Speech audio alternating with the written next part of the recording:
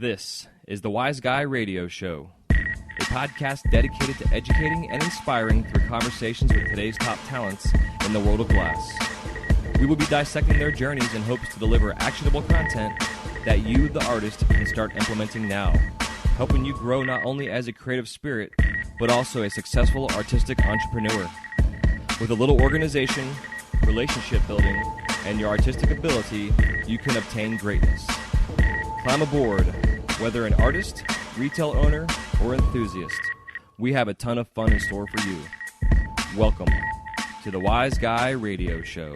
You're listening to the Wise Guy Radio Show.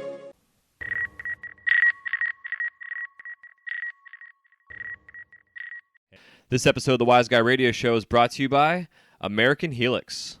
The American Helix is a revolutionary new concept in smoking technology.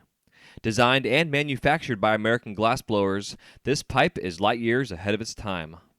Based on Bernoulli's principle, the shape of the pipe along with an innovative intake system creates a Venturi effect through precision microholes in the chamber, which results in a slower burn that conserves tobacco and gives a smooth, refreshing smoking experience, making the American Helix the smoothest hitting pipe on the market.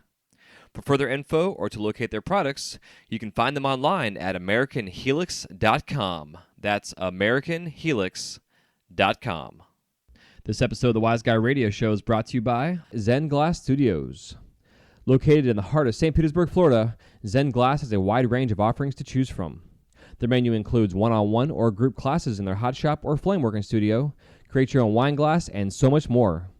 If you're a traveling artist, they even have a space to rent that you can temporarily call home. With over 50 years of combined experience, Zen Glass can help you fine-tune your techniques, whether you're a novice or advanced glass artist. For their calendar of events, including info about their Third Thursday studio jams, you can contact Zen at zenglass.com. That's zenglass.com. Hey, what's happening? Welcome to the Wise Guy Radio Show, Season 3, Episode 153. This is Jay Michael, your host, and thank you so much for tuning in today. With 17 years of experience behind the torch, I am as excited as always to bring you conversations with artists, sharing their stories in hopes to inspire and entertain, while helping you grow your business. And today it is no exception. It is good to be back. A little hiatus. We took off the month of March, and we are now back up and ready and fired up for more interviews, more sharing content, sharing my life stories and passions and journeys, and as well as all of yours too. It's good to be back and super excited to get this going. This next 90 days is going to be very important for the show as we are going to be entering into a launch for July for the online courses. We are on track, and this is going to be an exciting time. Right now, we are in the process of gearing up to have 2 episodes per week, 1 interview and 1 content-filled show. And we're going to be doing all kind of fun stuff. Going to be doing a 21-day challenge. We're going to be doing weekly Facebook Live chats that will be regarding each topic of the week. And this topic is going to be starting off just with some basics of so you want to be a glassblower, and that'll be later on this week. But the schedule is going to be Tuesdays and Thursdays. Episodes are coming out. My job over there at the Mouse House has settled in back into a full-time position and a regular schedule. So now my life can be scheduled, and then your life can be scheduled around this podcast. It's going to make life a lot easier for all of us, and exciting and on time and consistent. We do have an entire month of episodes already in the bank, so it's just super, super happy to have taken a little bit of time off and gotten our ducks all in a row. And again, thank you for the patience and the continued downloads and love and support and feedback. And for everybody who filled out our little survey we did last month, it's definitely helpful. What I am going to request, though, real quick, is I didn't realize that when I did the survey that I would not receive an email from those who sent it out. And what I'm going to request is that those that did fill out the survey, if you could please contact me and let me know that you filled it out. I have a number of how many were filled out, and I would love just to get some feedback from everybody. And be honest. Don't be a douche and say you did and you didn't, because what I'm doing is picking one random person from the group that did fill out the survey and giving away a prize I had mentioned in last season about it. So please just get a hold of me. The email for right now is going to be wyzguymedia@gmail.com. That's wyzguymedia@gmail.com. We're still experiencing something weird with our email, which we're hopefully going to have here corrected soon. So if you tried contacting me through the info at WiseGuyRadio email, please resend the email you tried sending to me or contacting me to the wyzguymedia@gmail.com. That's going to be the best way to get a hold of me right now, and the most consistent and convenient for all of us. And about today's show is featuring Joey Malaquias, or he also just goes by Malaquias. Malaquias is actually his middle name. And this interview was a lot of fun. I was super honored to have him on the show, and definitely don't want to hold on too long and keep you from listening to it, because he just shares all kind of stuff from his humble beginnings to, the idea of being an artist, as a glass blower, as a glass artist, and paying your dues as well. It's the number one important thing. I can't tell if I've got a freaking helicopter about to land on my house or if the guys are outside mowing yards. I think it's an airplane. No, I don't know what the hell it is. Sorry for that noise. As we're all sitting here listening to, I wonder what the hell that actually is. But, yeah, so just timing-wise, it's just crucial when these guys decide to mow their grass and stuff when I'm trying to record here for you. So, anyways, I'm going to wrap this up here. Don't forget, right now, Mountain Glass's sale for April, which I don't know about you all, but I can't believe it's freaking April already. Holy shit. Let's see. They have a really good sale going on.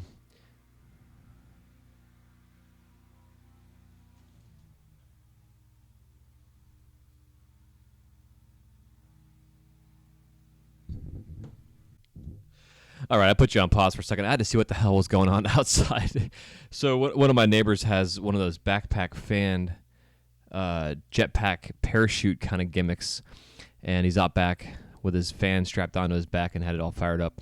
This guy's a nut. He's got 4 different drones that he flies around, and had to stop because he didn't want to have to certify and register them with the FAA, and it's kind of funny. So anyways, back on topic here. So Mountain Glass has their sale going on right now for the month of April, and right now for Jesus. Oh, man, I'm a little rusty. It's okay. Bear with me here. So the month of April, Mountain Glass has 35% off shot, rod, and tube. Just put in the code SHOT. That's SCHOTT at checkout. And then for their soft glass sale for all you soft glass nerds who I love so much, 35% off a Fetre rod. Just put in the code Fetre, EFFETRE at checkout. And they also have some other sales going on I want to tell you about real quick. Their April kiln sale. They've got their Paragon F240, which is an 18 by 18 by 13. It is on sale right now for a steal at $2,095. You can save $600 literally right now if you get this bad boy. Just got to put in the code that they have here on their email. It's a long, weird number. I'm not going to tell you what it is because it just is weird, but the best thing to do is go to mountainglass.com, subscribe to their emails. You'll get these emails every month and also every week for their Get It Quick sales as well. And you can follow those guys on Instagram at Mountain Glass Arts and all over the social feeds and interwebs. Definitely go find them and check them out. Their other kiln sale they're having right now is on Scut Kilns. They have a 12 by 16.25 by 12. It's a 240 volt. Both of these kilns are actually 240s. And right now you can save almost $400 on this sale. And one of the things I will say is that when you do get these sales on kilns, really what you're going to do is save a shit ton on the shipping.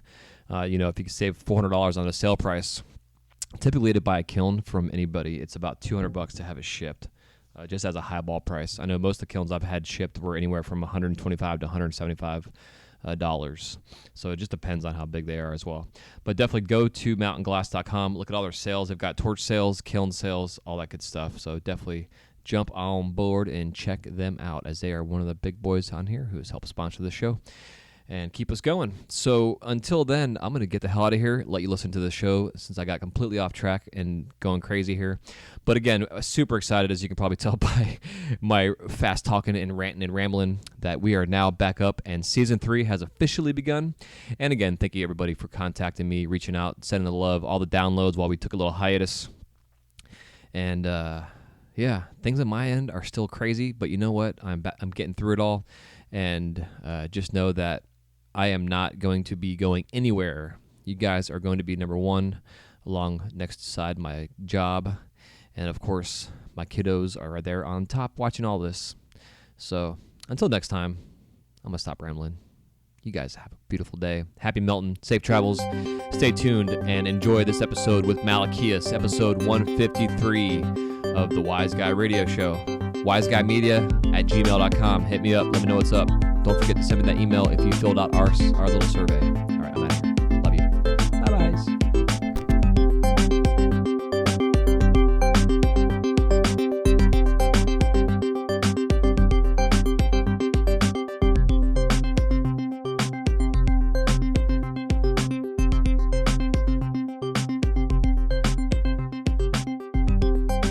What's up, Joey? Welcome to the show, brother. Thank you. Thanks for having me. Yeah, man. Super pumped to finally get you on here. And it's exciting, man. This is episode 1 of season 3 of the podcast. And it's, man, I can't believe it's fucking third year already. It's not officially like the third birthday, but it's year 3, man. So it's definitely an honor to have you on here to kick off season 3. Right on. Thanks, brother. I'm stoked. Yeah, man. Yeah, man. So I've been following your work for a long time and finally got to meet you at Zen here recently when you and Jimmy came down for a little class there. And, you know, you're never sure what to expect when you meet artists. Sometimes I met some cats that were kind of standoffish, and I wanted to give you a hug like as soon as I saw you. So it was pretty cool, man. It was definitely, you know, a very welcoming to get to meet you in person finally. Hell yeah. I'm a big hugger, so I'm into it. Yeah, man, I could tell. So me too. You know, I see people that say shirts that say, you know, free hugs or whatever, and I'll go give them a hug, and they're like, "What the fuck are you doing?" And I'm like, "Your shirt says free hugs, dude." You know, the fuck, false advertisement here. You know, you can't have that. Yeah, exactly. So, yeah, man. So before I get all crazy here and sidetracked, I want to get on track here and get you to share us, guess your superhero origin story and how you were introduced into the flame.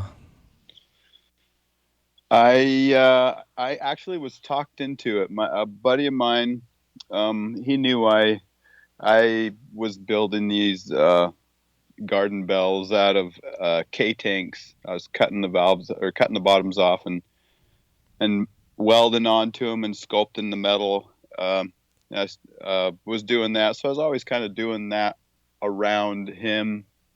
And he's trying to get me to blow glass, and I said, "No, I enjoy smoking and watching. I just loved watching the flow of glass." And he finally said, "All right, I'll pay you." Like literally after months of trying to get me to do it, he said, "I'll pay you $12 an hour," which in the late '90s wasn't terrible. Right. To come do my prep work, and that's how it started.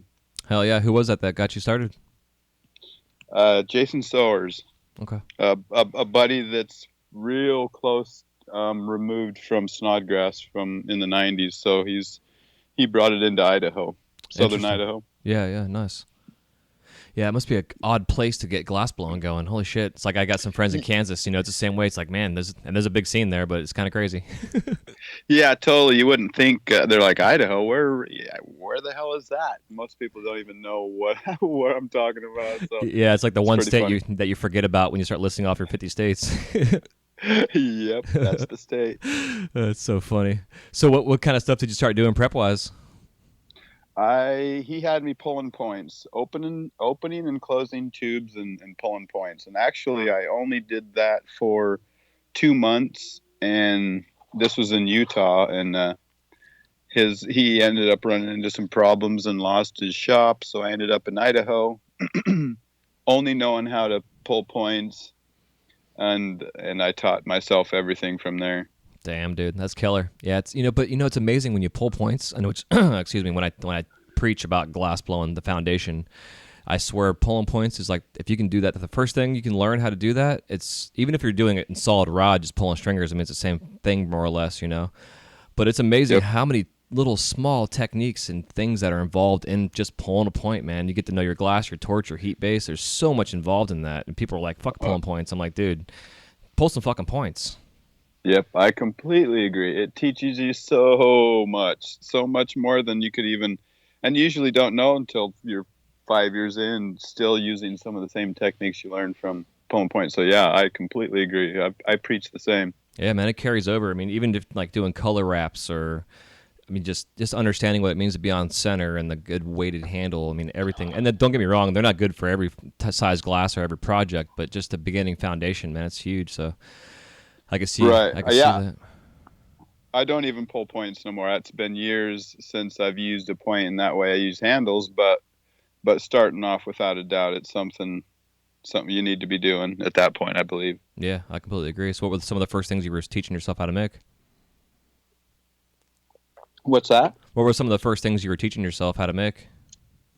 Well, I seen inside out work and didn't know how they were getting the glass in there, so I ended up was just using household scissors and cutting the tubes open and laying them open, and then draw everything in there and close it back up. And it took a while to get to where you couldn't see where I had opened and closed it up. I had to change the pattern, so once it closed up, it didn't look like, it all flows till that one area. So that was one of the early things. And then I just did a million frit pipes.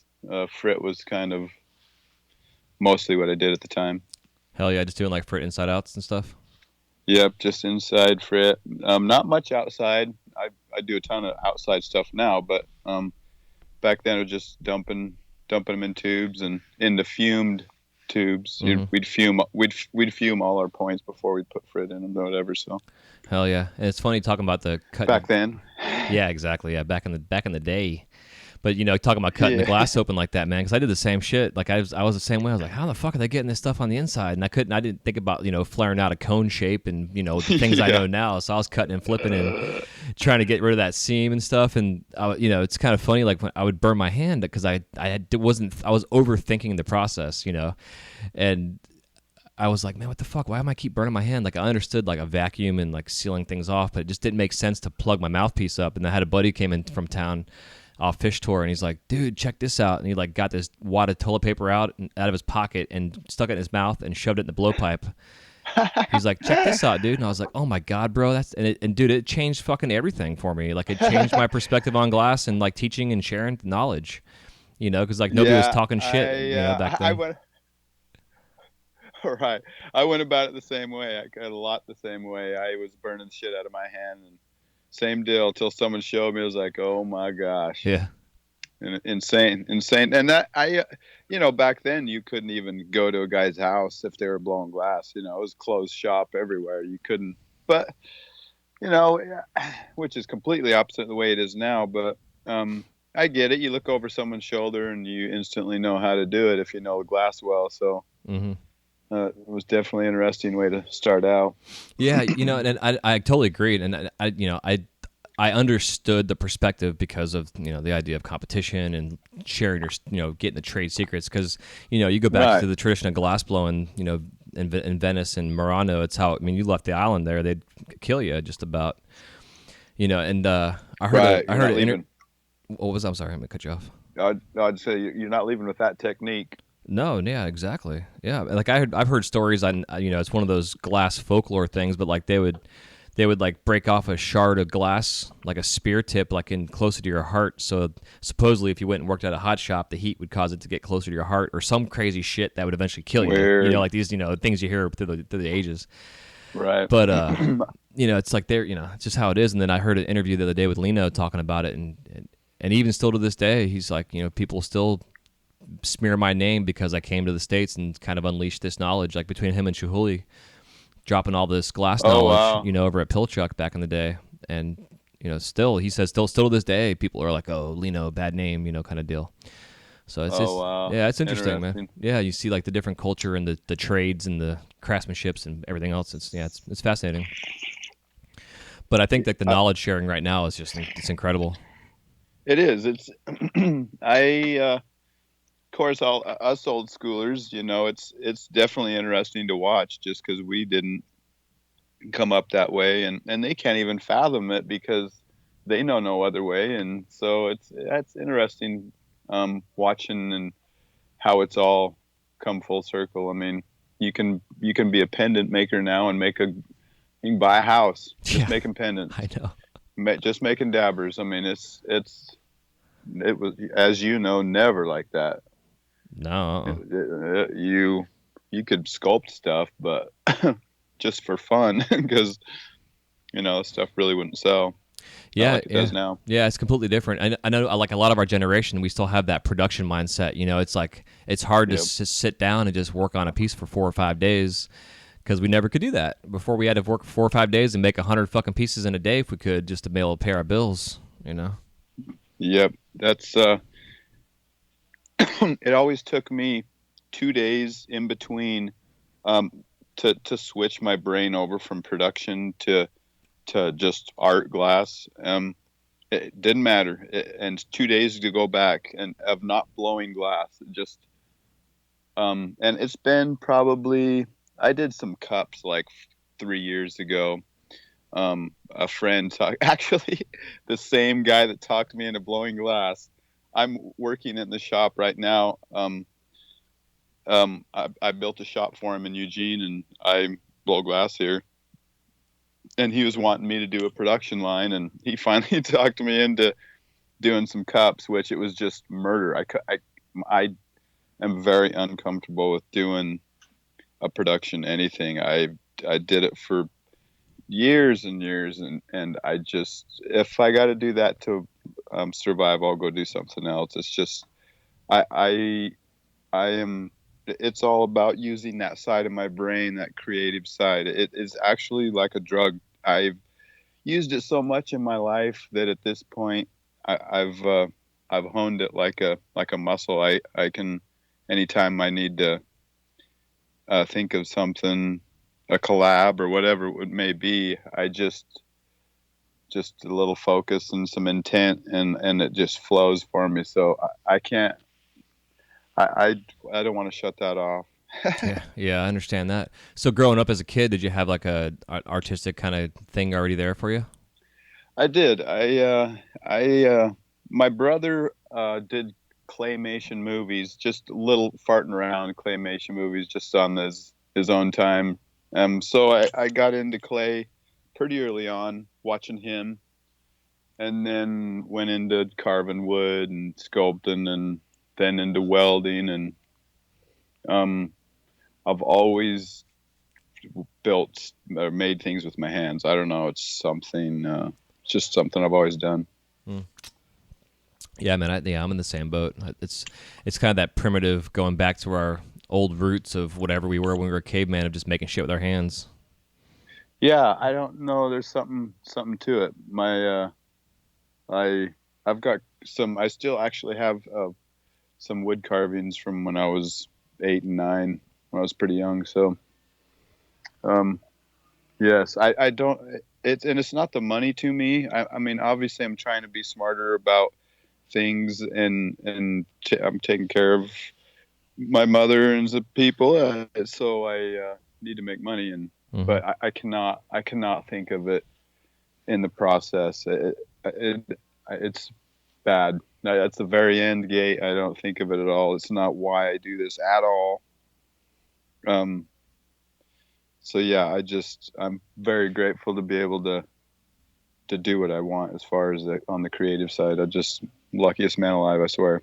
Yeah, man, it's a blessing every day to get up and know you can go and be creative and make a living at it. It's just, even if you're doing production, but, and in the sense that those of us that have been doing this long enough that I can't say we don't have to do production, because I still know some cats that have been cranking at this for 20 years, and they don't have to, but they do because that's what they feel they need to do. Yes, yes, and I can't. I have nothing but love for them. I just, the only reason why I think I've always said this several times, the one reason why I still blow glass after all these years is the failure rate. If it didn't crack, if I didn't lose shit here and there, I would have quit years ago. So there's, I don't know. The challenge definitely motivates me. So once I switch into that production mode, I lose that. And I used to have it, but it's done for me. But I know the grind, and I work around a ton of people that are doing production right now as we speak. They're down there grinding it out, and that's awesome. I definitely, it's to my own detriment, as you know, because production production pays the bills. I mean, just to freelance anything art-wise is a risk every time. Yeah, exactly. And with you having the skill set that you have, you're able to create. Like when I saw your Nala piece for the first time, and you're telling me the amount of work that just went into her thighs to make everything consistent. It's like you're saying it was like 16 sections or some shit. And I understand the work that goes into that. Somebody new or that isn't in the glass for that long, and even 20 years into it, may not grasp that concept. So you're still putting in the grind. You're just putting it in a different way. Yes, definitely on the torch a lot. I don't know. The past few months, I feel like I've been just just like I'm in a race car. I'm really feeling in the zone. I could not feel more in tune with what I'm doing. So it's really intoxicating in and of itself. Yeah. Oh, yeah. I know what you mean, man. At what point in time in your functional career did you start the sculptural stuff and like try that out in the glass? I sculpted with glass early, but not in a functional thing. It was more of, this is my art thing because I can't give up my art, because I considered myself an artist even back then, just with all this other random stuff that I was doing. With these bells and this other stuff. What the heck is that noise? At my house? Yeah, is that on your end? Oh yeah, maybe. I was just plugging in my my plug. I knocked my incense burner over. Sure, it's an incense burner. Actually, this one is. Yeah, it's actually like probably. I would say this thing's probably 15 years old. I used to like take some 32 and just like make like a little water pipe shape, for a little stick of incense to come out the side, and it changes colors and shit. And it's got this little frog on the side of it, and it was like right when I was first trying to figure out how to make little critters and add them to my pieces, and I would do them on these incense burners as just like a trial and test them out, kind of thing, and see how they would look. And yeah, it's just so funny, man. Looking at this little thing now, it's like fuck. Like I didn't even connect the toes. I just did like dots just to kind of like represent what the toes were, kind of thing. Right. It's so funny. Yeah. I did a lot of sculpting early on, but it was literally only for me. I would pull it out of the kiln and wrap it up and put it right in a box. I didn't do it. I don't even know. I just had to get it out of my head, I guess. I don't know. But it took. I don't even know what was my first sculptural functional. I'm sure it was a pipe, but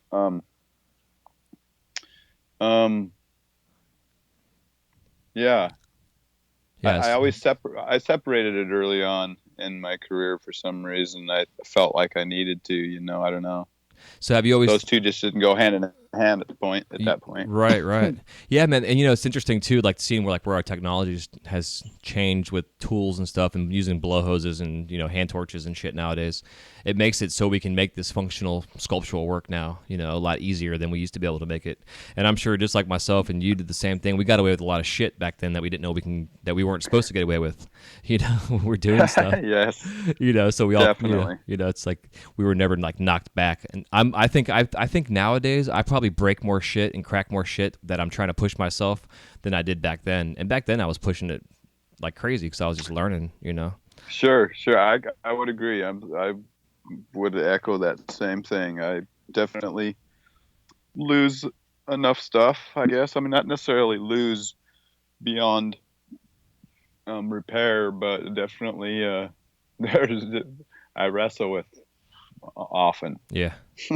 Yeah, it's a battle, man. And like right now myself, like we were talking pre-show, I'm getting a lot more hot shop experience right now, and it's like it's the same with the other glass. It's like I know I can do this shit. I've been doing it for a long time, but just doing the hot shop, bro, it's like learning all over again. I mean, it's apples and oranges completely, and it's sure. When I grasp something and then I go in there and I get overconfident and I get too big of a gather or something stupid where I think I know what I'm doing, but I'm being a little kind of my ego steps in. It's when it all goes to shit. It's crazy, but it's humbling at the same time, which I need that. That's we can be sometimes. You got to get the humbling feeling going again. So, especially because I'm in front of an audience doing it, which makes it even a lot more. I let them know it's gonna be the comedy hour, here in a second when I try to make some shit that I've never done before. So it definitely puts it in a different perspective, Definitely, I absolutely agree. So when you're doing I see like going through your Instagram and all your stuff. I notice with your people that you make, you do a lot of heads. Has the head always been kind of a thing for you to do, or was it more? It was. I think I probably did the human form more than anything. I've always kind of been a gym rat, and so when I was early on, I did a lot of bodybuilders, and I would just do it and most of my all my human form comes from my head. I don't look at any pictures for that. I can do the human form in any. It's something can pull out of my head, I guess. I don't know. So human form without a doubt. And then it kind of moved into the heads, and I really like it. I like the making someone's face more than just random heads, because I feel like it's not challenging. Making someone's face, an actual person, is extremely difficult. That's one of the hardest things in glass I've done. So I really enjoy that. But random heads, I've done a lot of them, but I don't. It's not something I'm like dying to do more of necessarily. Yeah.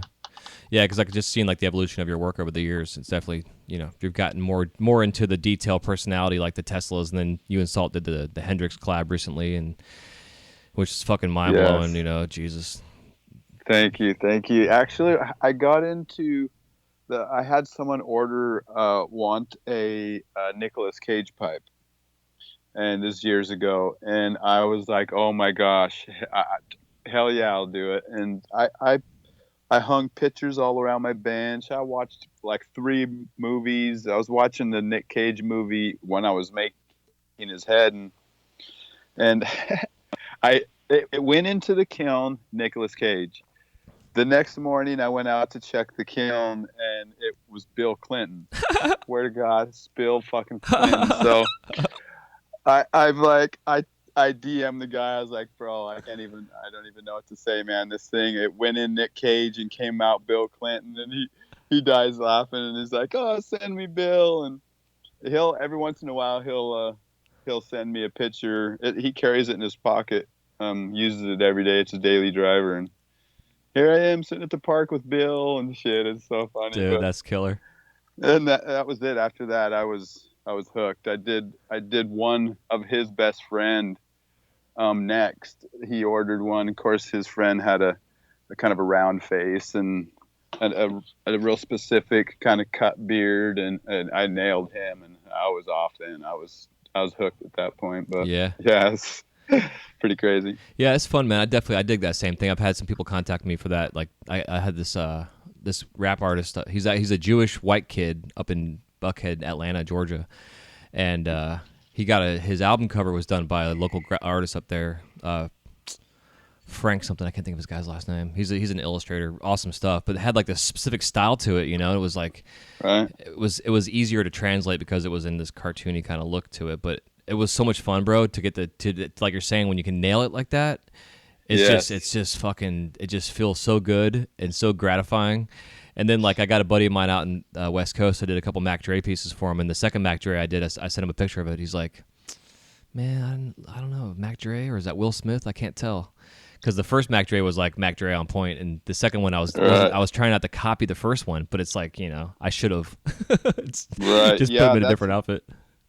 I try, when someone hits me with something to do, I usually Google. Unless it's like Tupac or someone that's got a real identifiable something, glasses, mustache, something. I usually Google it, so I'll say like I've done Scarface. I put in Scarface sculpture, and I see how they did, and if you can look at their sculpture and see that it's this guy, not having been told or anything, and when their sculptures, just like the resin toys and whatever Mhm. people sculpt. If it don't look like it, then I'm like, oh shit, man, this is gonna be a hard one. But yeah, I really dig it. It's a lot of fun. I've done myself actually too, which was really weird. I had a collector, a really good friend of mine. Actually, he's from Florida. He's down in your area. Nice. He hits me with this DM. He says, so I want you to make me a couple caps. Is that cool? I said, of course. And he said, I'd like to get a Bernie Sanders done and you. And I read it, and I fucking read it again. I kept reading it. I was like, what the hell? And I was just like, I'm not even gonna like hit on that because I don't even know what the fuck this guy's talking about. So I said, I go, oh, Bernie Sanders, yeah, I've been wanting to do him. That'll be awesome. That'll be fun. And left it at that. And he's like, yeah, and you. And I was like, what the hell? And so I go over to my buddy and was like, bro, look at this shit. I don't even know what to say to this guy. And so he reads the text and he's like, what, bro? That's cool, man. All artists are asked to do a self-portrait of themselves.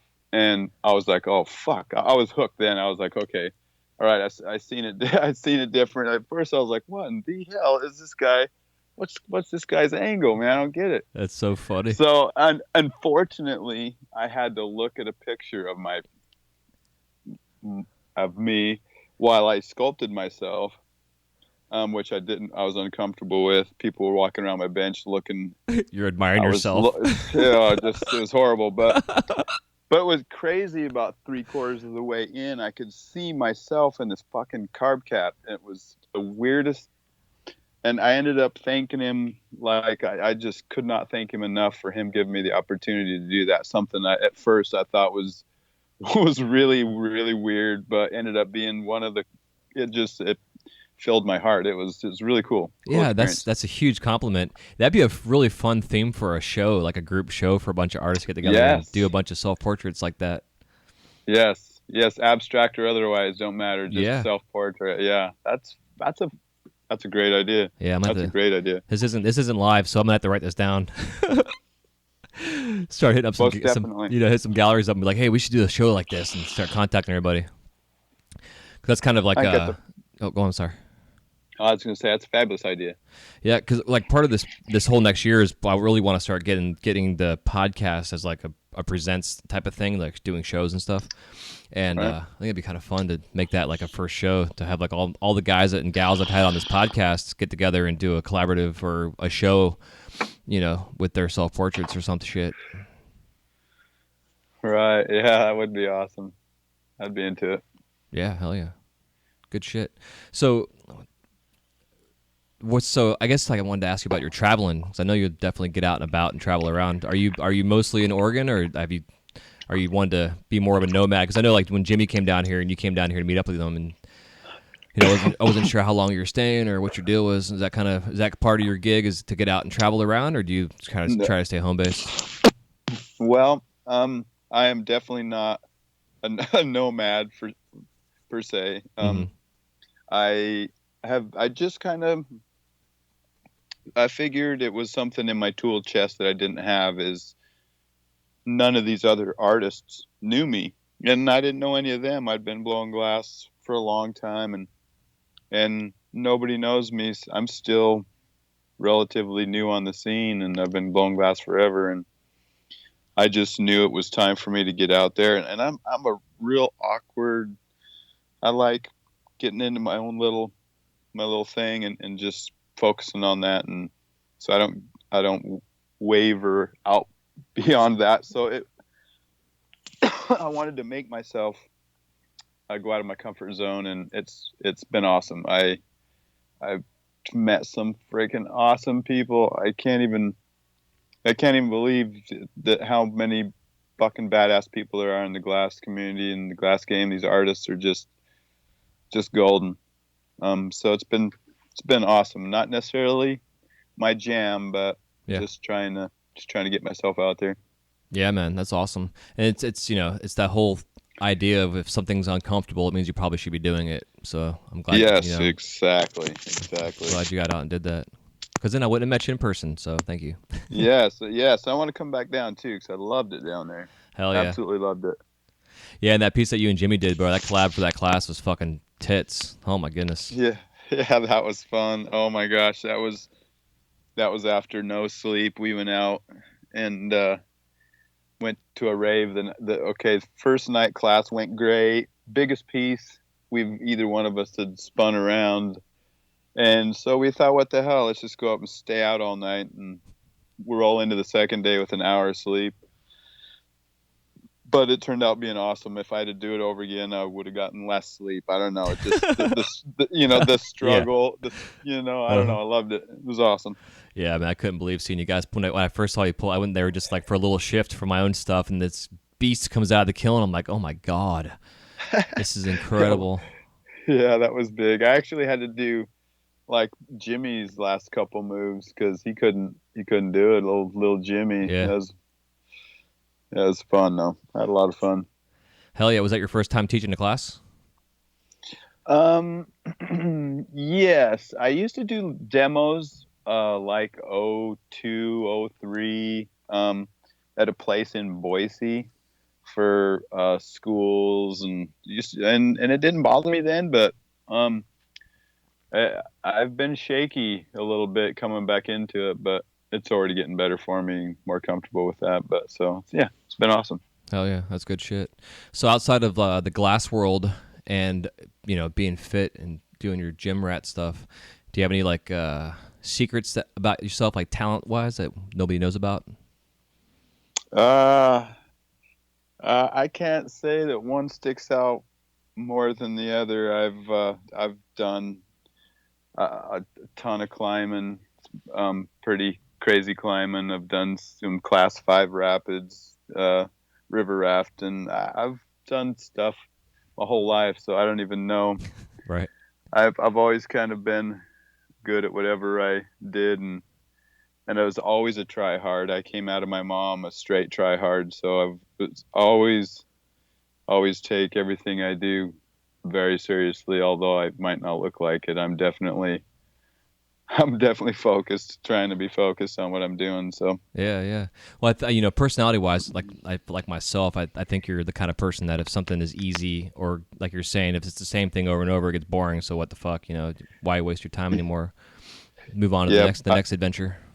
Yep, that's always been.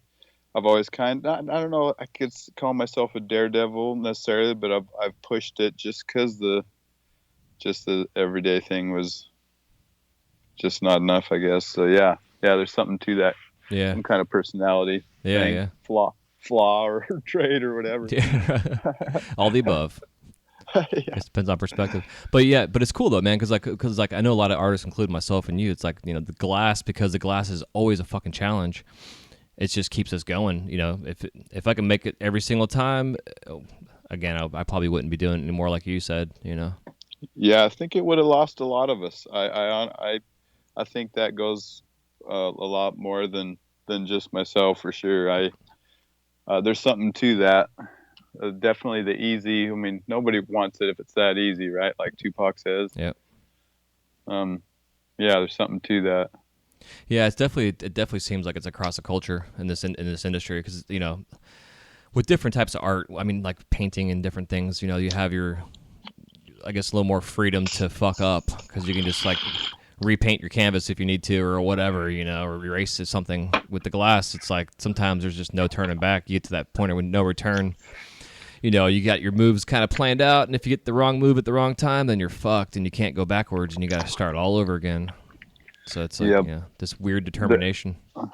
Yes, definitely. And I think we as humans kind of tend to shine in adversity somewhat. And I don't know, maybe it's an adrenaline thing. Maybe it's that when just like going through the rapids, it scared the shit out of me. And I mean, I'd go on these big river trips and I wouldn't sleep the whole fucking time because I was so scared I was going to drown. Yeah. I didn't want to die. I liked my life and liked it. It used to shake me up, but scare the shit out of me the whole way through until I hit the takeout. And then I was like, oh my God, when are we doing that shit again?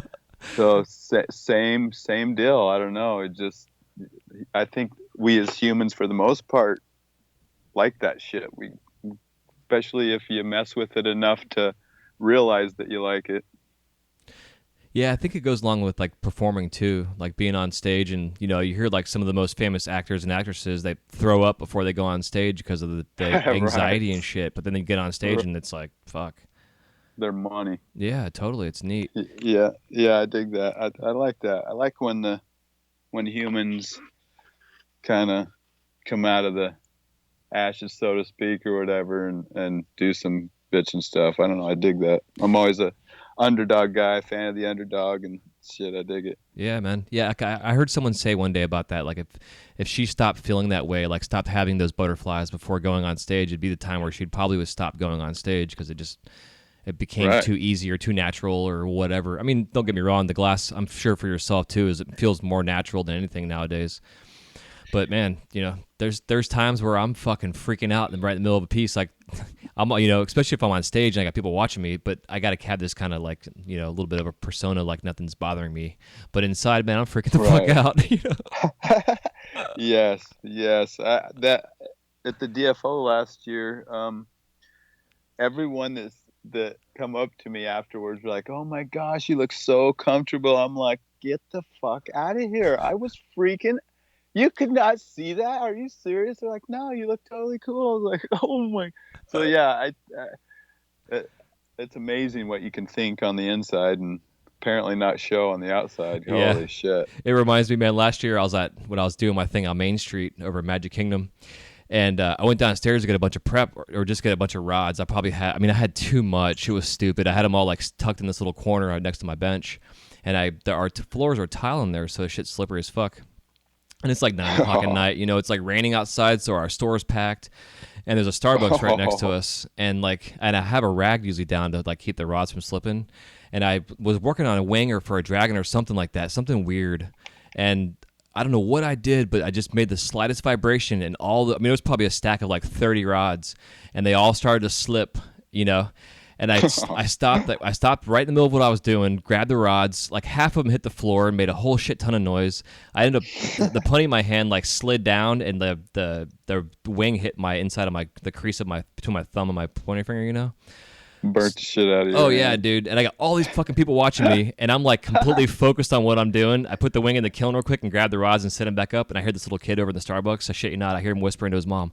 Mom, he didn't even flinch. Dude, it made me feel so good about what had just happened because I was completely fucking embarrassed about the whole situation. But then I hear this little kid like, gosh. dude, mommy didn't even flinch over there. So it was like, That's hilarious. yeah, it made the whole thing feel much better. But yeah, that whole under pressure thing, sometimes you just got to work the best under pressure.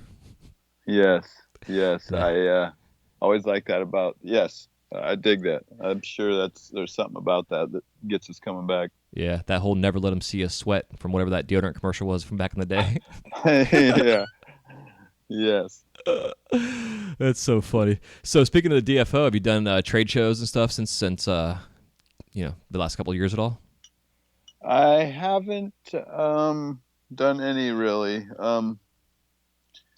I don't know, not for any specific reason. I was gonna do Age and Glass Vegas this year, but just couldn't get it. Just came up too quick and just wasn't ready. I wouldn't have had much work out, so I just stayed in Oregon and worked. Hell yeah! So how do you go about selling your work usually?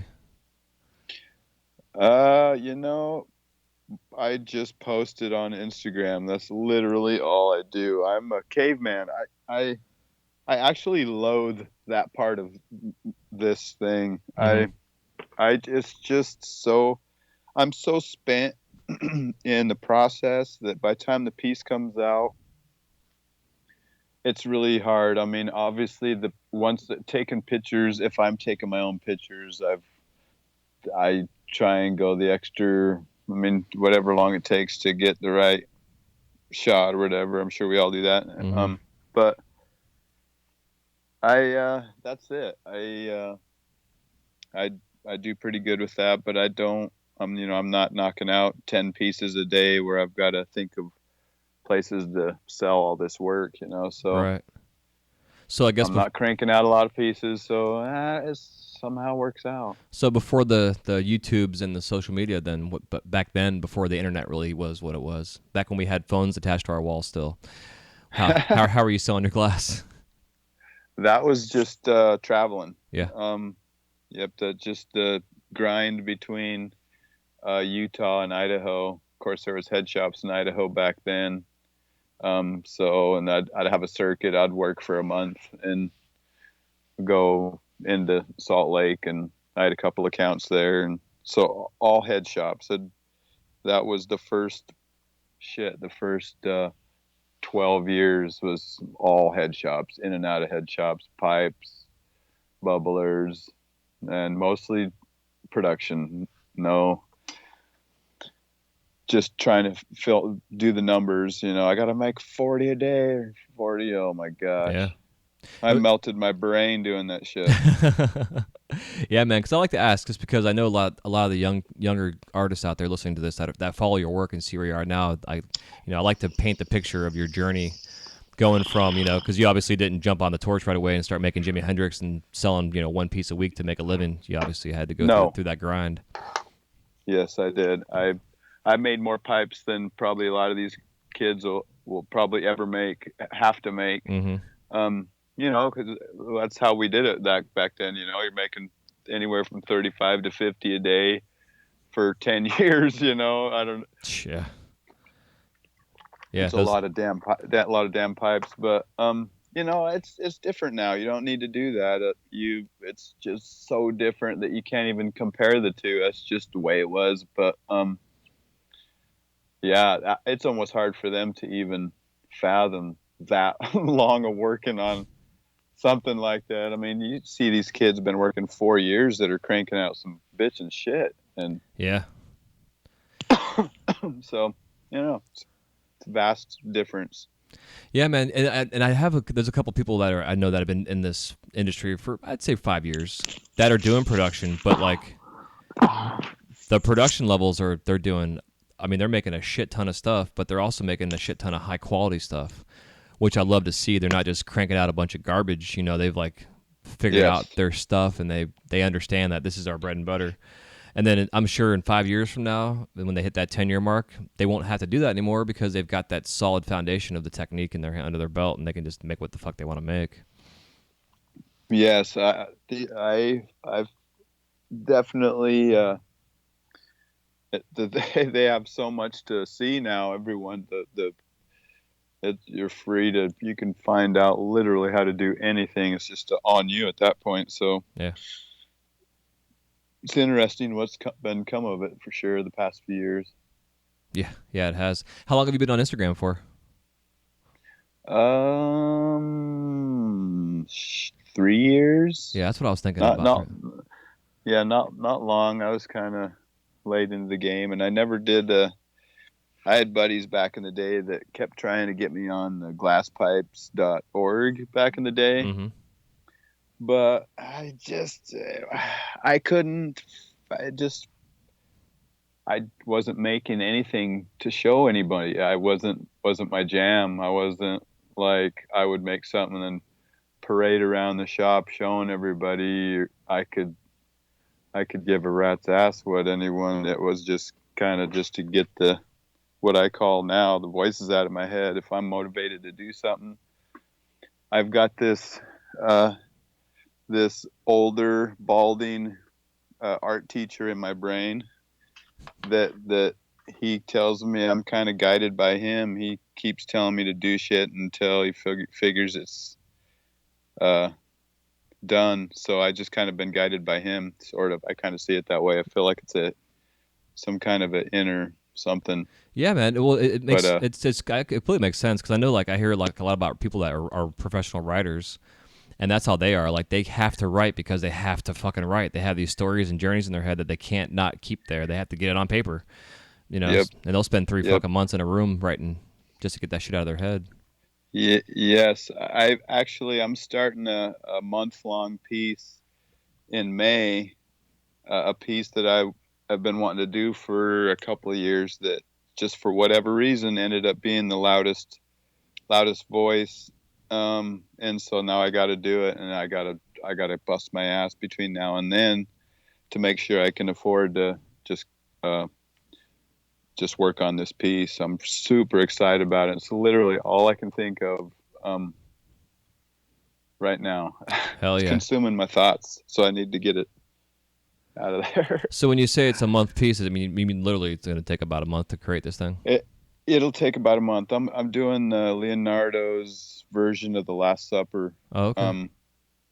So yes, there's 12 apostles and J Star, so there's 13 full figures. They'll be dry pipes, so I don't feel they need to be rigs. I'm going to build the church and the table, the whole deal. Obviously, the table and the church will be,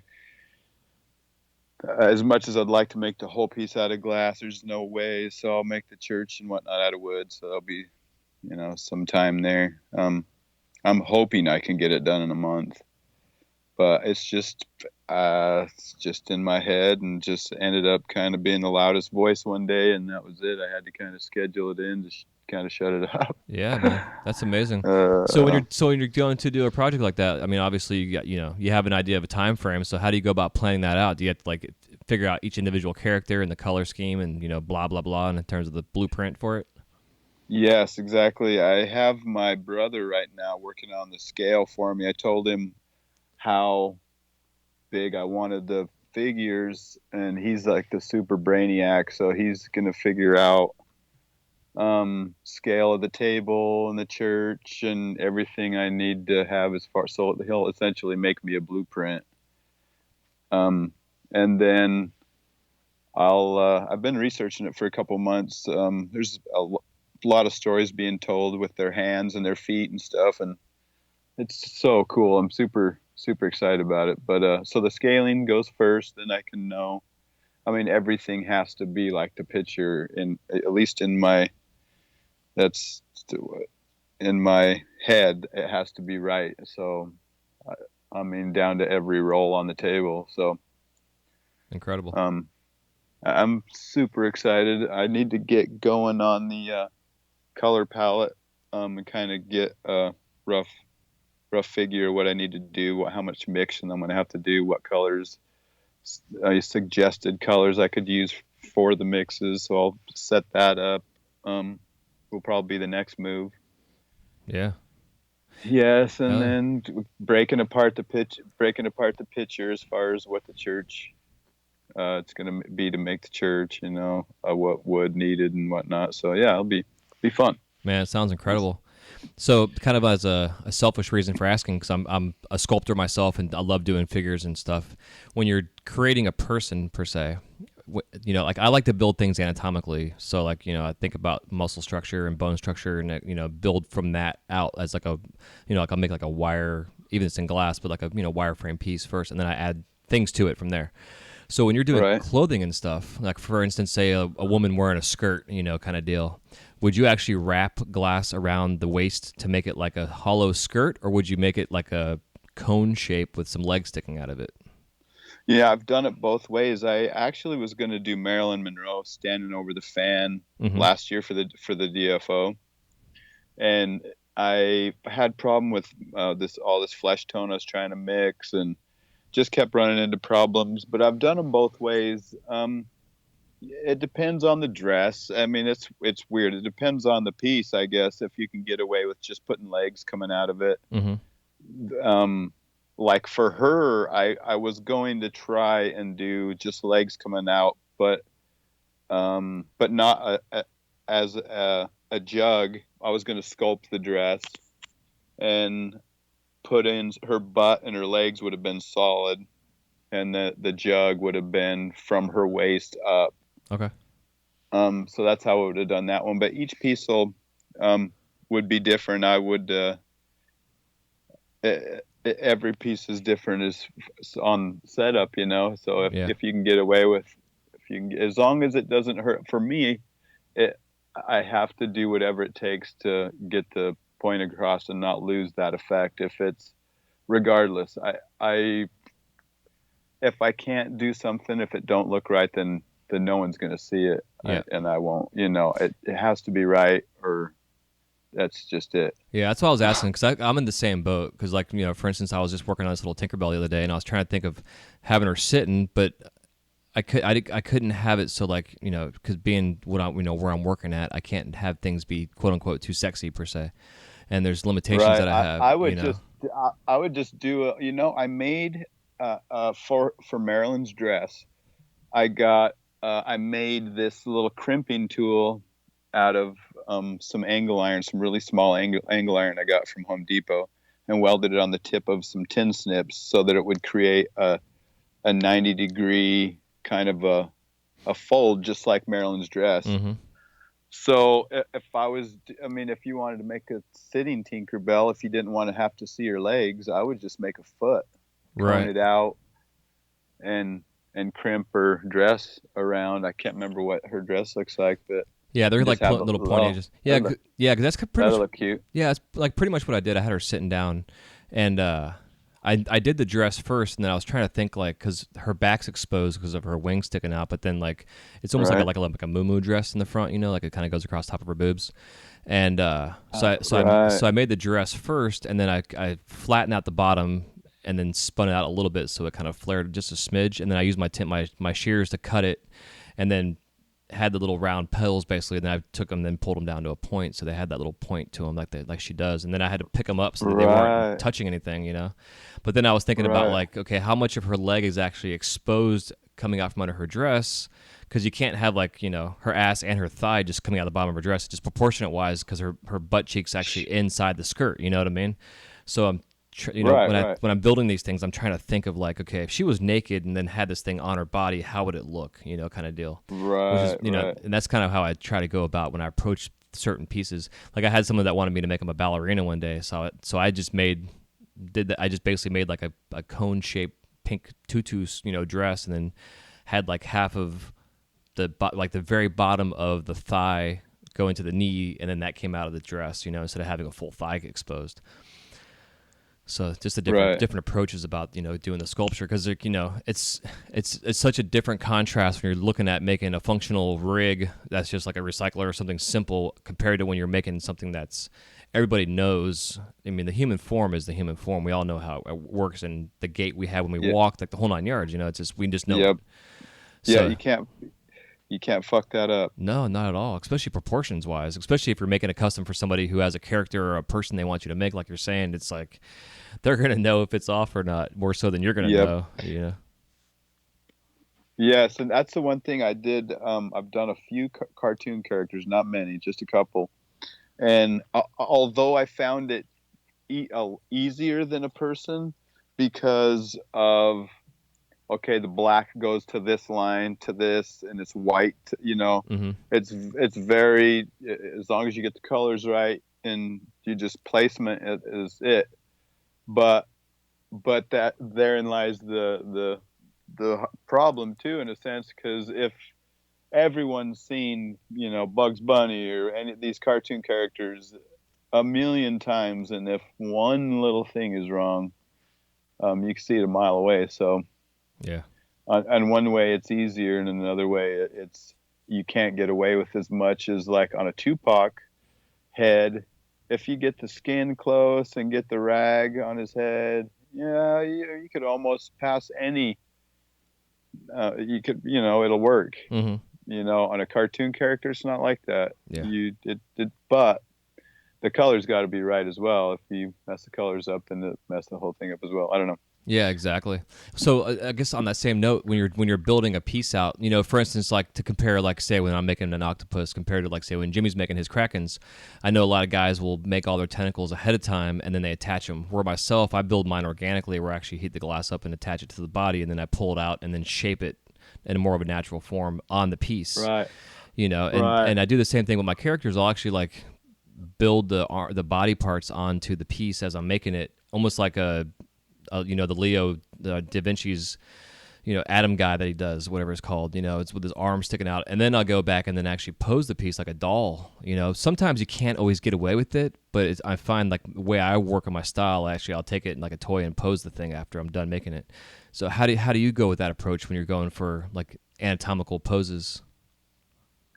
I if it's a with the human form, if you said I need a girl kneeling down with her head leaning back and her hands over her face, I don't have to look at any pictures. I've done the human form so much that I know what her legs are going to look like and her arms, and so for the most part, anything human form I just run with.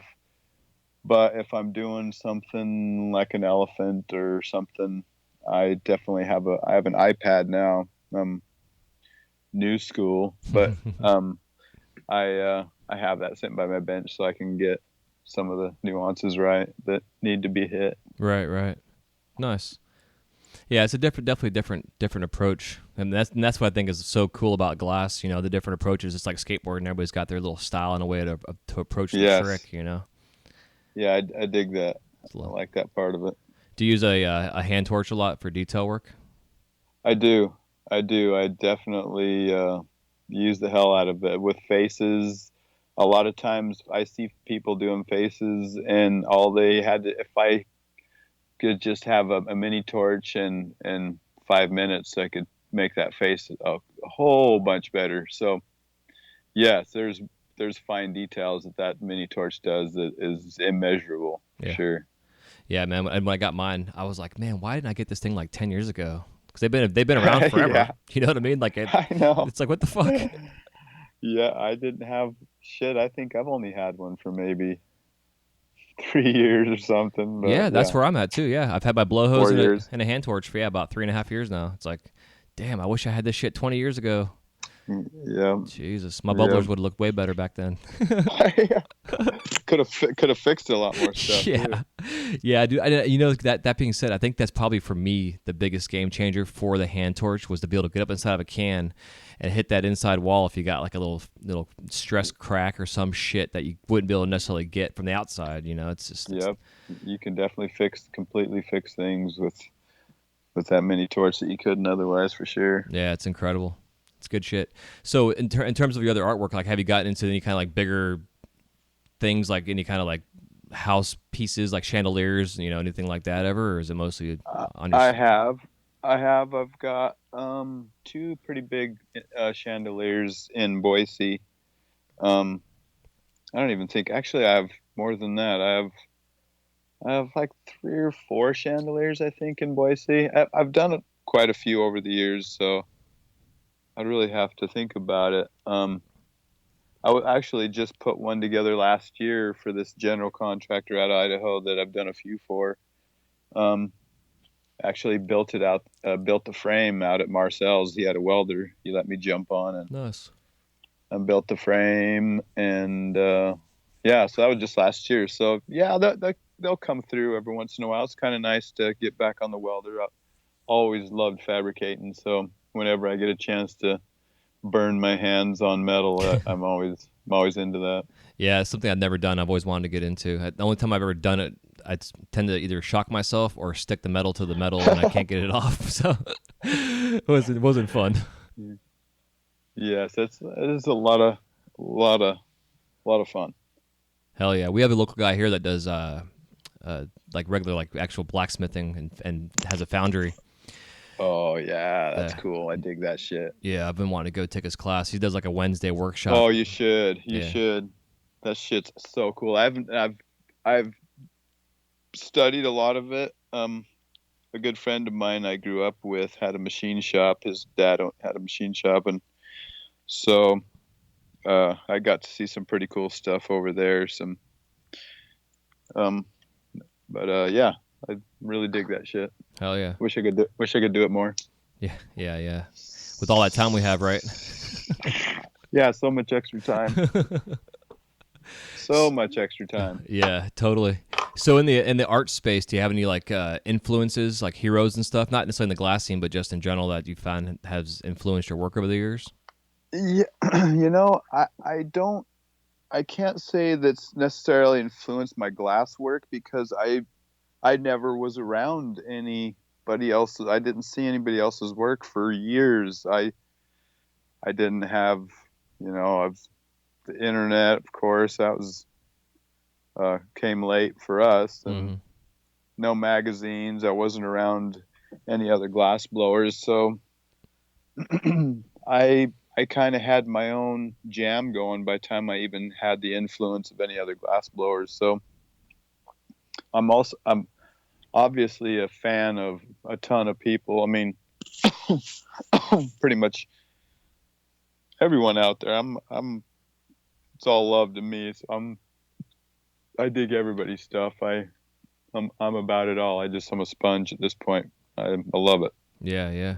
Yeah, I think it's probably beneficial for us that started years ago before the internet and having the influence of another artist, kind of motivating us to do our work a certain way or a specific way. It kind of gave us that path to find our own voice early on, where now it's like you see all these influences out there and a lot of guys that are copying or learning by copying, Yes. Yes, and I never thought about that. I didn't either until just now. Yeah. I've had someone tell me that they thought I was lucky that I got to teach myself in a sense because I wasn't taught by anybody else's boundaries. Say I got taught by some guy that never tried something, so never, I wasn't with any boundaries, and I'd never seen it that way, and that was interesting. And the biting thing, that's true too, because if I didn't have anyone to emulate because I didn't have anyone to see. So Mm-hmm. that's interesting. I mean, that whole biting thing, that's an interesting deal.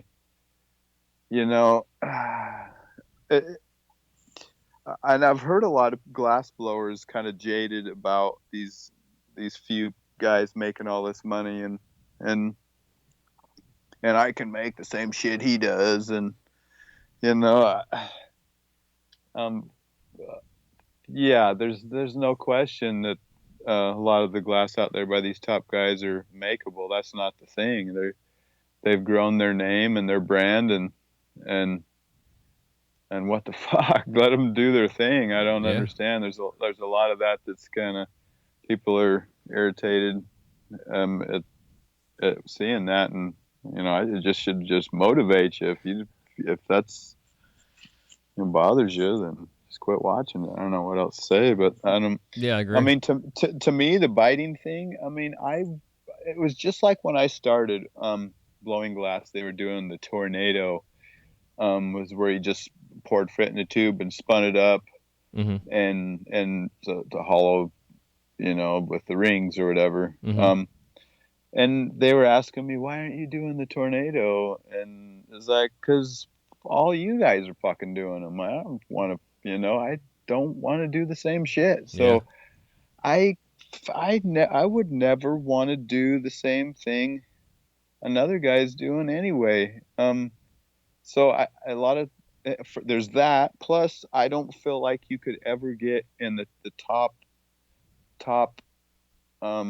the 1% you say of the community by copying anyone's work. So why even do it? Yeah. Just go if you want to be number one in the game, then I would suggest you not do that. So that's for those two reasons, I wouldn't come within a mile of any of that shit. It's not my jam. I wouldn't want to make what he makes anyway. I can't. Yeah. I don't know. It's interesting. There's people that making a living making something that's exactly like someone else's work. I don't. I'm cut from a different cloth, I guess, because I would never even entertain that thought. Yeah. I would collect cans before I copied someone else's shit to make money. I would never do that. There's nope, never gonna happen. Yeah, I completely agree, dude. And for me, I look at the idea of copying someone's work as like I had Joe Scar on here, and he said I think it was him that said the whole concept of imitate until you can innovate, but imitating behind the scenes and then imitating out in public is like two different things. And imitating But out in public and not giving mean, credit, type of stuff. I Even. I don't. I mean, everyone's entitled to their opinion. Mm-hmm. I don't see it that way. Why do you need to do someone else's idea to get better? You can do. I mean, and that's all depends. I mean, if you're talking about a recycler, that's different. I mean, there's everyone's doing a recycler. I mean, I think that's more than okay. I mean, but if you're doing like a monkey like coils or Right, exactly. or something like that, then that is that. There's no reason to do that. Yeah, I agree. There's just no reason. This guy, I don't know. I could be way off. No, dude, I think you're right on point because it goes along the lines of like the wrap and rake's a wrap and rake. Everybody in the fucking under the sun can make a wrap and rake. Who gives a fuck who's invented the wrap and rake or a Sherlock bubbler or whatever? But like you're saying, when you're knocking off a specific signature piece at somebody's deal, then that's a whole nother ball of wax. It's like for instance, like when Salt was starting to teach classes or like Ryan Fitt was coming out with his eyeballs, and even Salt the same way. You see a lot of cats out there that are doing teeth and eyeballs in their pieces, and I can appreciate it, but it's still like, I still look at it as kind of a knockoff Salt piece. It's like take those teeth and eyeballs and come up with a character or a creature of your own kind of deal that you can come up with. Yes, that's your signature. Right. You could use those same techniques, just use them in your own way. The thing about it to me is, I mean, and I heard I know a guy that knows a guy that's copying a certain guy's dinos, and I'm like, oh my God, that's fucking insane. And the way he told it to me was he is a working man with kids, and he's not into the whole growing his name. He could give a shit. He's just literally cashing a check. He don't care about any of it. He don't care about going any further than this or that. Some story like that. He's just all about taking care of his family. And I was like, okay, that's a whole fucking different thing. And I could never throw Salt on that. So there's that. But ultimately, in my brain, if you do that, you're costing ever reaching the top. Yeah. You're just never going to get there because that's it. So if you're willing to just cash it, if it's just about cashing a check, and that is completely fine. Do your thing, make your paper, boo, or whatever. But for me, I've always kind of been an artist in a sense, so I've not that I couldn't even entertain that thought. I just couldn't. Yeah.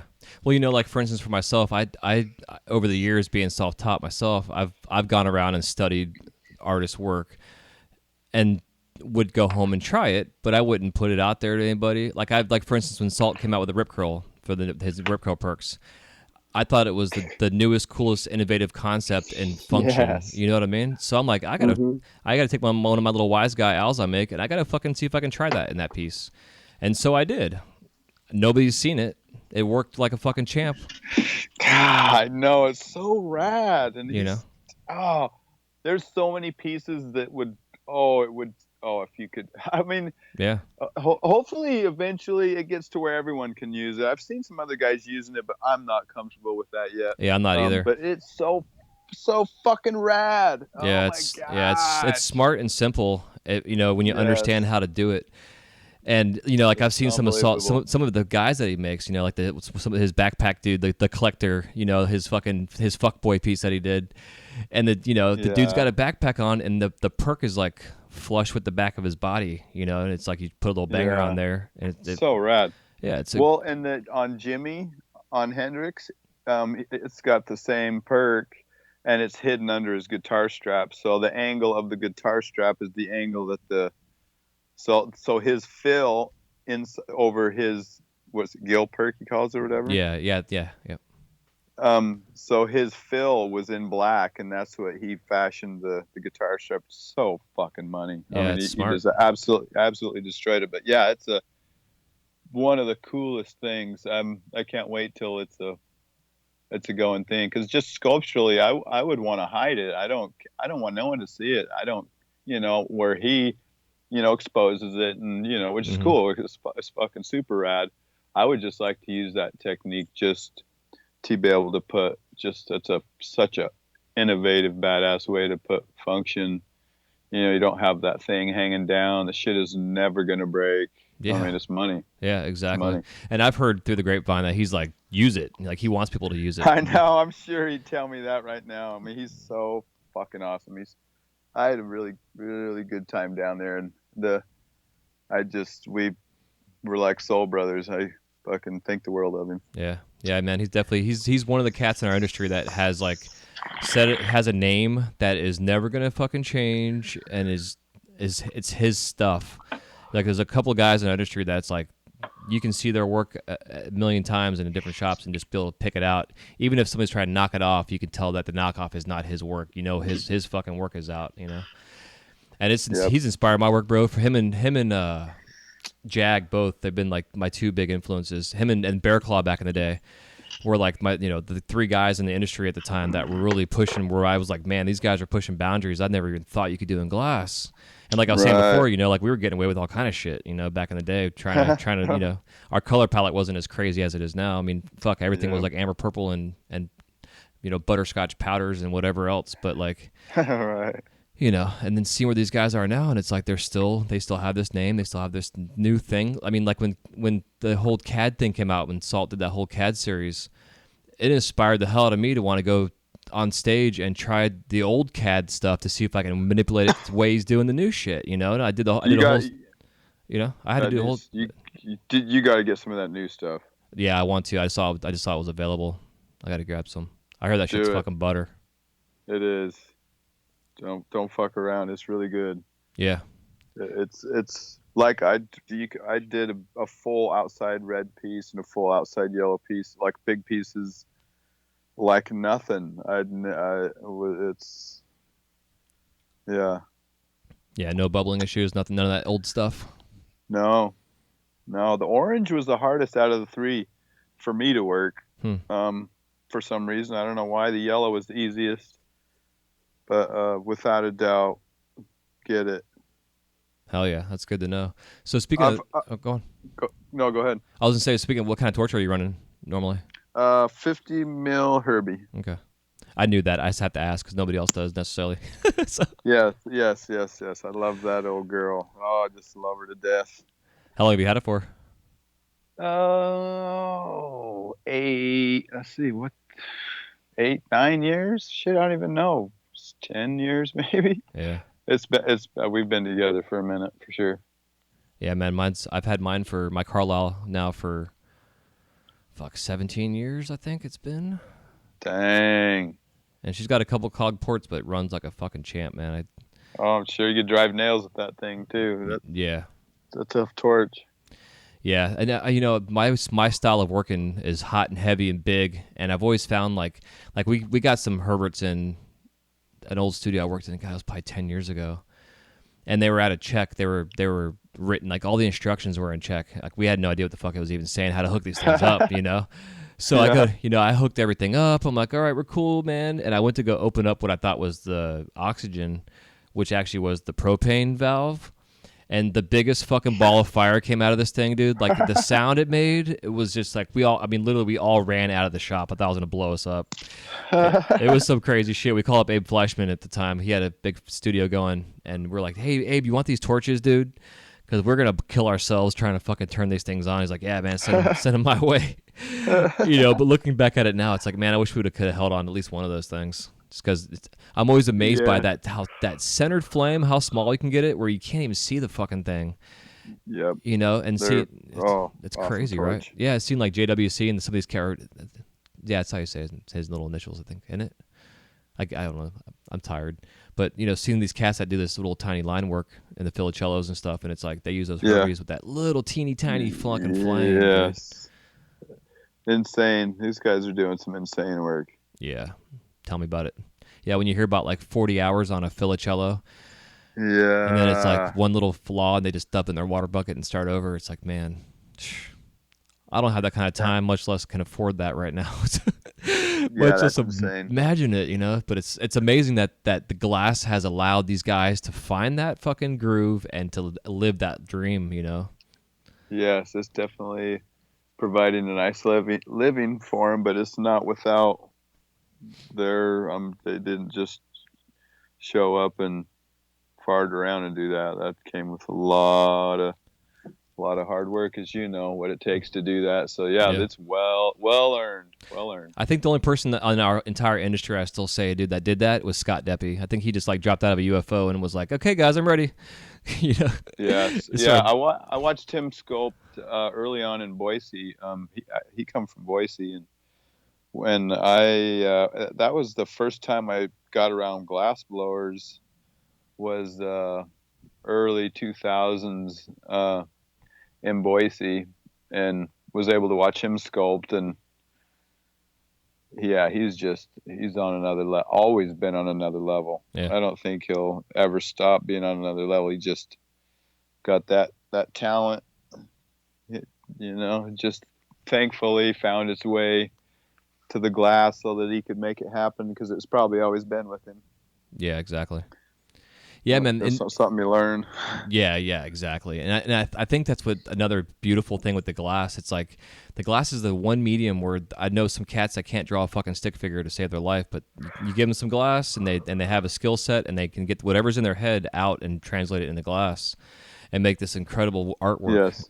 But their artistic background doesn't really exist other than their glass. Right. It's so weird. It is definitely different. That's not always. They usually go hand in hand. It's not necessarily the case in this, for sure. I hear a lot of guys say that. How are you doing that? I just don't I'm not artistic at all. I'm like, what are you talking about? That freaking recycler is gorgeous. You just looking at it different. Looking at it, they're all different in their own way. And Yeah. he's, the way he's got to have. It's like I told him, I was like, look how your angle is here, and it matches that, and it's aesthetically that's art. That's and yeah, I dig it all. I think it's awesome what's come of it all, for sure. Yeah, me too. It's like the architectural engineering brain versus the artistic brain. Yes. Kind of thing. Yes, very, very different. Very different. Yeah. Brains. Yeah, I completely agree, man. So that being said, dude, I think it's a good time for us to take a minute to thank our sponsors to help pay for this show, and then we'll come back and it'll be time for us to crash the kiln. So, sounds like a plan. All right, cool, man.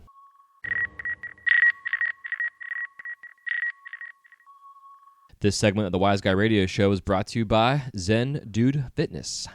Lose 10 pounds this month by joining the Zen Dude Fitness 4-week jump rope fat loss challenge. Brandon and Dan will take you on a guided journey towards becoming the best you. Get fit, have fun, and find new ways to eat healthy while still enjoying the sweeter side of life. Just takes 20 to 30 minutes a day and no gym required. For more info and to sign up for the free 4-week challenge, go to wyzguymedia.com/ZenDudeFitness. That's wyzguymedia.com/ZenDudeFitness. All right, we're back. Quick break. So, crashing the kiln round. I'm not sure if you looked at the questions or not that I sent you, but which is always fun if you didn't, because it's always fun to surprise you. But I'm gonna say you probably... I didn't. I literally just got back from the coast this morning. That's why I was having a hard time getting this set up with you. So yeah, I'm fresh. I haven't seen the questions, so yeah, it should be fun for you. Yeah, and for the audience, and for everybody, and for you. Yeah, we'll see. Hell yeah. So the crashing the kiln round consists of 7 questions, and they're 30 to 60 second answer on theirs, and you can also expound upon these if you'd like, as most people do with these questions. And the first question I always like to ask is if there's any living glass artist that you have not yet worked with. Who is it and why? Did I want to work with? Yeah. Banjo. We've talked a million times about it. And every time I'm around him, I just feel like he's an angel. He's just the nicest person. I have the nicest feeling when I'm around him. We definitely connect well. So much more about just hanging out than with the glass. But yeah, I'd say Banjo. Cool. Hell yeah. What are your top 5 favorite colors in glass? That I use? Yeah, or either use or just I'll just go with the ones that I use.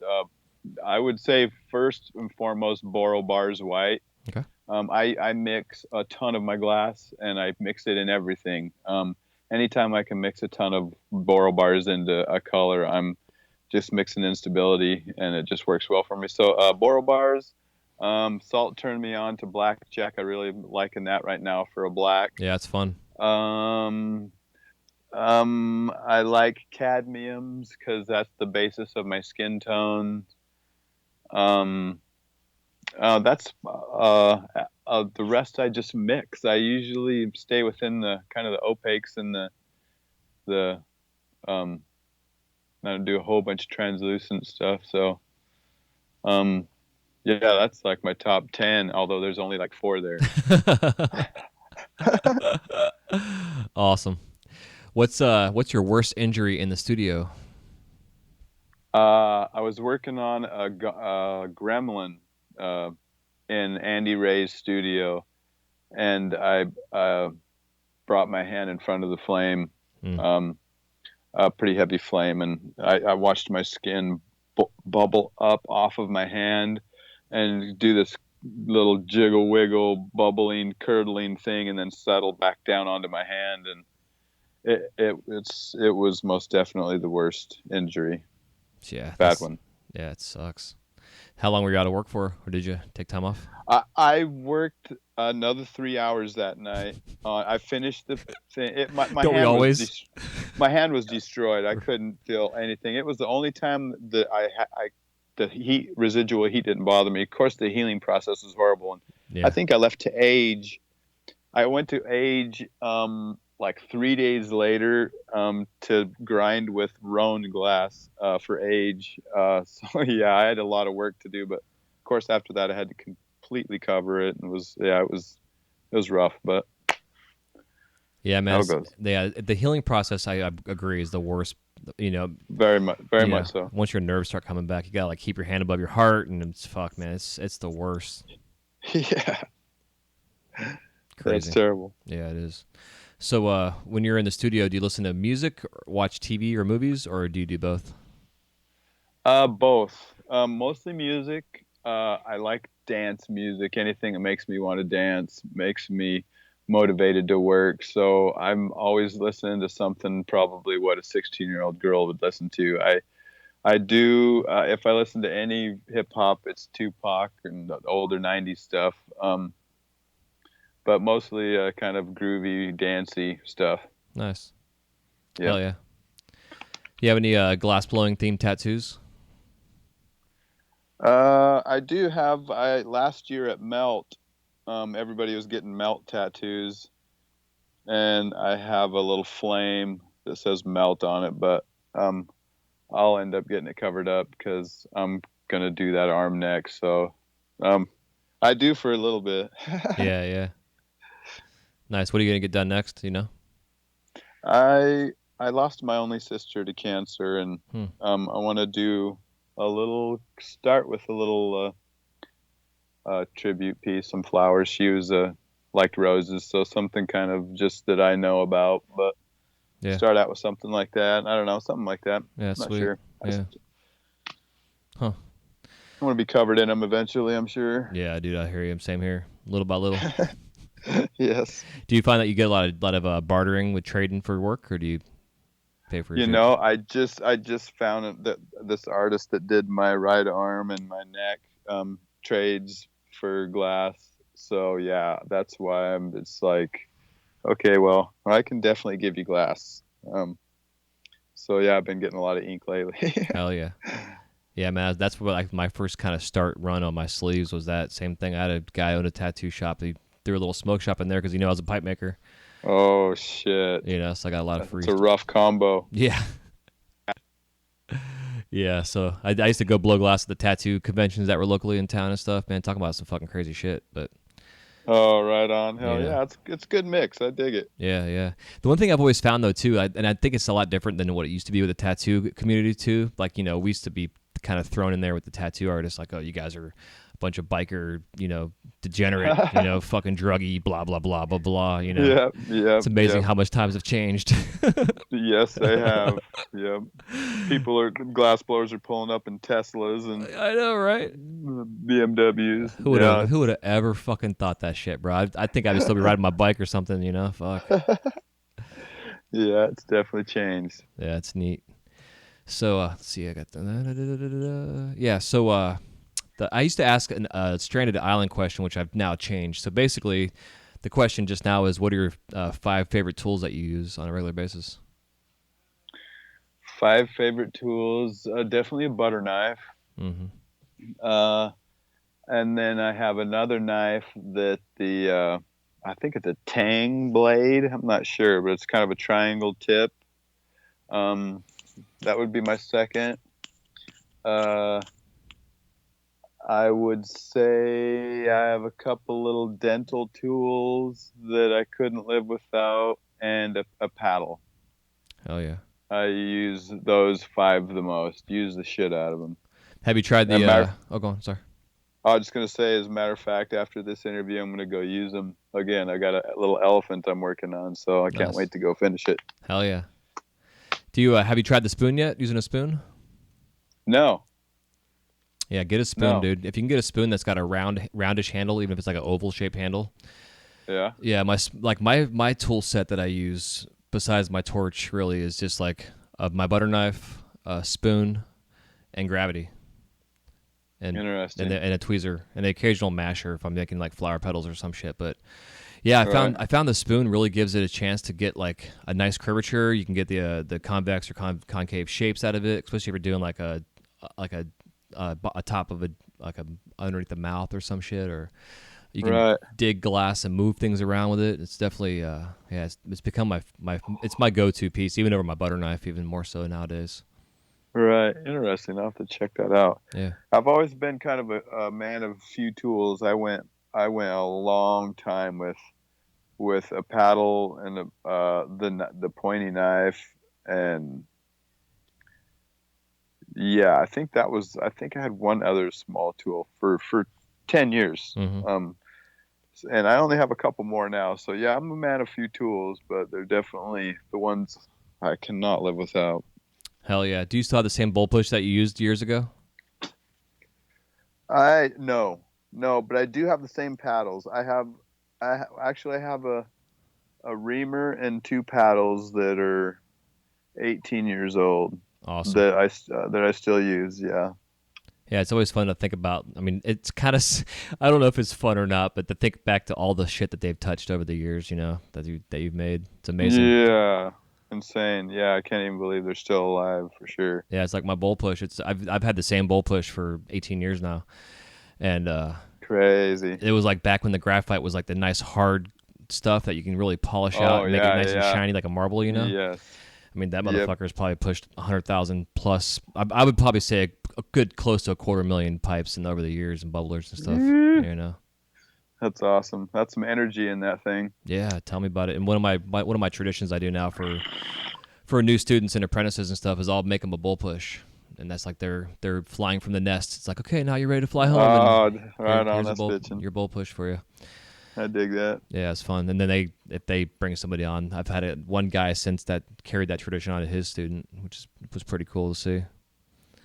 Right on. Yeah, man. Yeah. So that being said, before I let you go, if you can give us a little parting piece of advice on for the new and old glass artists out there, and also where we can find you out there in cyberspace. Well, we'll start with I'll go backwards just like I do with books. Instagram, Malaquias Glass. Facebook, Joey Malaquias. That's about it right now. I have a website that a buddy's working on. And word of advice, don't let the success of others be the judge of your own or the gauge of your own. If this guy's making $1,000 on this thing and it took you twice as long and you're making 200, so be it though. Don't think about anyone else. If you let that into your head, it's going to destroy any kind of progression. So don't let that be your guide for anything. You feel your heart and your wallet will follow, and always be happy. You'll be good. Hell yeah, well said. And before I forget, I meant to ask you, I know myself, but the Malaquias. So let's talk about that real quick. What's the origins from that? It was my grandfather's first name. It's my middle name. It's comes from Spain, I believe. Okay. Means a lot to me. It's definitely a family name that goes back on my mom's side. So yeah. Hell yeah. Do you know if like the translation of what it means? I don't. I should check that out. Yeah, I'm just curious because I know like my last name is Borkholzer and it means wood castle, and Crazy. I'm always interested to find like the origins of names and stuff, especially for artists, because it's always intriguing to me to see artists who are like first generation in their current family, I guess, but like Right. not knowing that like 10 generations ago there was like a master painter or something like that in the family. Right. Yeah, that's cool as hell. I don't even know where to find shit like that at, but I'd definitely be interested. Yeah, you know what? I got you on the phone. I'm actually going to Google it real quick. I'm just curious while I got you on the phone here. Yeah, do it. Can you hear me hitting this bong? Oh, yeah, every single time. Really? Yeah.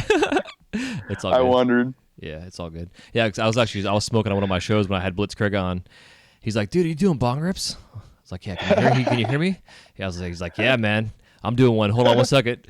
You know, so and at the end of the show, I was like, you think I should take that out? Because I don't usually ever have that kind of shit on my show. And he's like, no, dude, keep it in there because it's the real you. And I'm like, yeah, this is true. So Yeah, like, totally. a lot of cats I have on nowadays. Like I had Skaz on before, and I was like, dude, should I take that out? And he's like, hey man, hold on, let me take a quick little dab. And I'm like, he's like, no man, keep that shit in there because that's who I am. Yes, I agree. Definitely. Yep, I agree. Let's see, Malaquias. Yeah, there's a lot of Spanish stuff. It's Malaquias, right? Yes. Yep. Translation.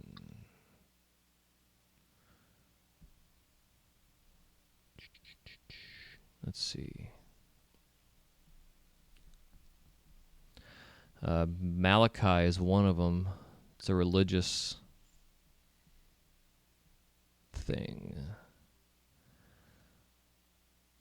Yeah, I might have to do a little more research on this, but I'm definitely interested to see Interesting. because there's a Yeah. bunch of different variations of it. It's like the one translation I found is actually it's a British it's a British translation of it. Interesting. Yeah, it's interesting. Yeah, I'm all about that stuff. There's actually a podcast I found. It's called Twice Removed, and they bring like someone that's a celebrity or whatever in for the show, and they do like a full background on them, and then they take like Oh wow. 10 Oh yeah, I've seen that. like 10 people in their family that were like cool stories, and then they have someone in another room to get like a relative of theirs that they have no idea is a relative of them, and they actually know who this person is, and then they bring the person in, and it's like. Oh wow. Okay, yeah. that's different. I thought. Okay, yeah. Damn, that's crazy. Yeah, it's amazing to see it. I've seen that they had a show for a bit about they would like have some famous person and they'd have some not too long ago, either the past couple of years, some master genealogy guy that goes back and tells the story of your ancestors, and the guy usually the movie star like crying because it's like, oh, your grandpa came across that big river on an inner tube. Oh shit. And, but some pretty awesome stories. And so yeah, I dig that shit. I'd definitely be interested in knowing, because that shit matters. I mean, Yeah. as little as some people put thought into it, I mean, shit, it's where we come from. It's what we're made of from them people, somewhat. So Yep. Yeah, exactly. Like cool. the last one I had heard, the girl was she's a poet and something else, and like an outspoken type of a female, black female, and through going through her generations of that weren't necessarily like completely related to her, but related by marriage or bloodline or whatever. The majority of them were like people that were outspoken, that were going against, they were putting their life on the line to help their local whatever out because of their speaking out and stuff. It was really fascinating. This girl was like, "Oh my god, this Crazy. is like she started crying on the show. Like, this is just so fucking crazy." Yeah, it's amazing. Wow. But yeah, man, everything I found so far, it's all Malachi is really what it comes down to. That's like even like the Spanish, Hebrew, Gaelic translation of it. Yeah, it's a Christian based word. Oh hell. So yeah, dude, I appreciate you coming on the show here and sharing your knowledge and journey and helping me out too, and some kind of thinking of ways of doing things differently. And it sounds like I'm already doing them the right way. So I Hell yeah. appreciate the reinforcement there. Absolutely. Any freaking time. Hell yeah, man. Well, thanks everybody for hanging on and listening to this episode 1 of season 3 of the Wise Guy Radio Show. And we will see you next time. Y'all take it easy. Peace. See ya.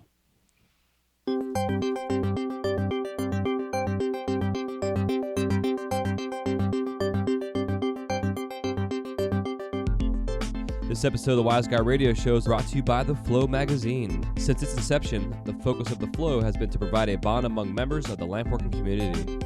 In every issue, you can enjoy great content with the hottest artists and cutting-edge techniques using the latest industry products. These features, along with the continuation of our Women in Glass edition, Glasscraft Emerging Artist Awards, inspiring gallery showcases, dynamic general interest articles, as well as health and safety information, make The Flow the leading international lampworking journal. For more information or to subscribe to The Flow, go to theflowmagazine.com. That's theflowmagazine.com.